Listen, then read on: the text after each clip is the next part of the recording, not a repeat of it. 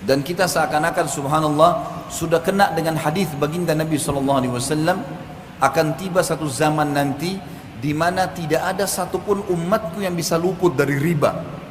Masalah riba misalnya. Bukankah sekarang teman-teman sekalian sampai pada tingkat apapun dicicil dan berbunga? Bukankah orang kalau mau beli baju, orang kalau mau beli elektronik, orang kalau mau beli kendaraan, orang kalau mau beli rumah, semuanya dihubungkan dengan masalah riba. Dan ini berbahaya sekali. Riba ini bukan hanya sekedar sesuatu dosa yang seperti zina yang dasarnya besar misalnya. Tapi apa kata Nabi SAW dalam hadis yang sahih riwayat Imam Ahmad? 1 dirham riba lebih berat daripada 36 kali berzina. Bayangkan kalau kita berzina, naudzubillah, sekali, sudah berat hukumannya. Sudah cukup Allah datangkan penyakit kelamin untuk dia sebenarnya. Sudah cukup Allah akan coba dengan bangkrutnya usahanya, ribut dengan istrinya dan suaminya, anaknya jadi sakit dan beragam macam cobaan akan datang. Bagaimana kalau seandainya 36 kali berzina? Padahal 1 dirham, 1.000 rupiah riba.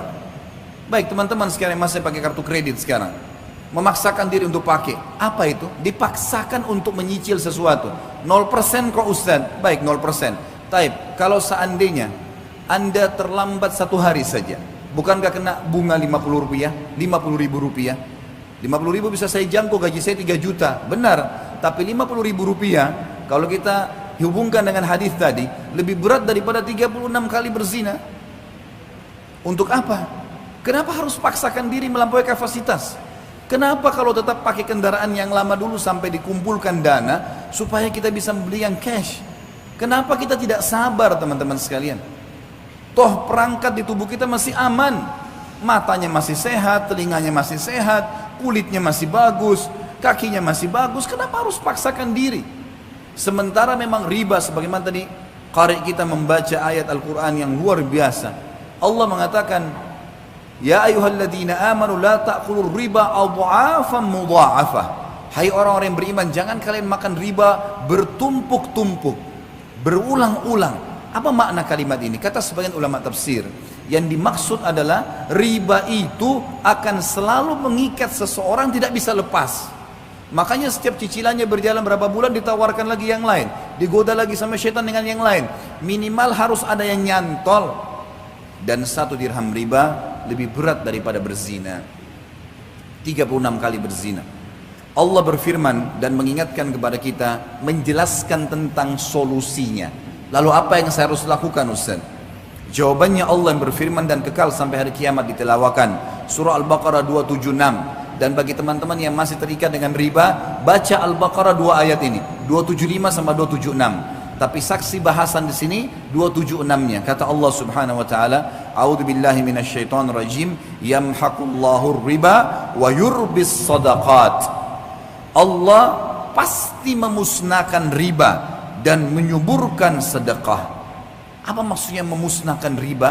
Kata para ulama tafsir, yang dimaksud musnah hartanya, hasil riba itu tidak akan bermanfaat buat dia, selalu bermasalah. Beli elektronik akan selalu bermasalah buat dia, beli rumah dari riba akan selalu tidak tenang di dalamnya, terjadi pertengkaran-pertengkaran, makanan minuman yang didapatkan dari hasil bunga riba atau dari riba itu juga akan mendatangkan penyakit-penyakit dan seterusnya.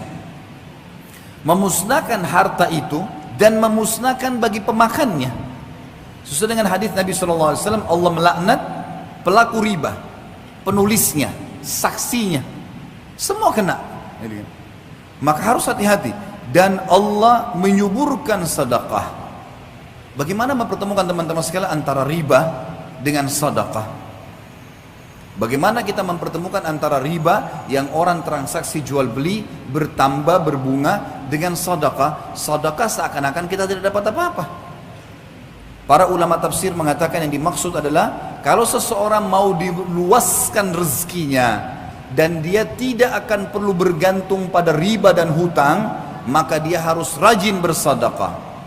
Makin besar dia keluarkan sedekah, maka minimal balasannya 10 kali lipat. Sebagaimana Allah berfirman dalam Al-Quran, dan kita sebagai orang beriman yakin dengan firman Allah.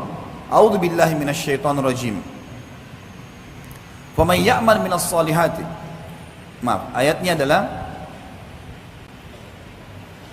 man jaa bil hasanati falahu asyru adhafiha.